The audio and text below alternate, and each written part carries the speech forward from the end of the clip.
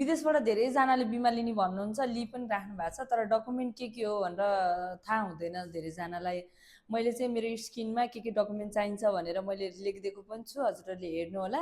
र मैले थुप्रै भिडियोहरू पोस्ट गरिरहेको हुन्छु, हजुरहरूलाई कुन प्लान लिने अलिअलि हजुरहरूले मेरो भिडियोहरू हेरेर आउनुभयो भने हजुरहरूलाई पनि डिसाइड गर्न सजिलो हुन्छ। अब उमेर अनुसार हजुरलाई कस्तो पोलिसी चाहिँ सुटेबल हुन्छ र हजुरको आय स्रोत कति छ, हजुरले कति इन्कम गर्नुहुन्छ, त्यो अनुसार पनि हजुरलाई मेरो भिडियोहरू हेर्नुभयो भने हजुरलाई कस्तो प्लान लिने भन्ने कुरा पनि डिसाइड गर्न सजिलो हुन्छ। धेरैजनाले चाहिँ एफडी र धनबृष्टि अनि त्यसपछि जीवन आनन्द पोलिस लिन खोज्नुहुन्छ होइन।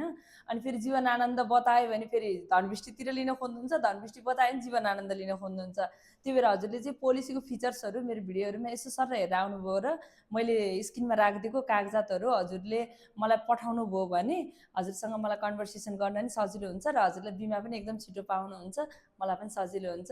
यति चाहिँ फेसिलिट मेरा बिमितहरूले गरिदिनका लागि मैले हार्दिक अनुरोध गर्दछु। Thank you.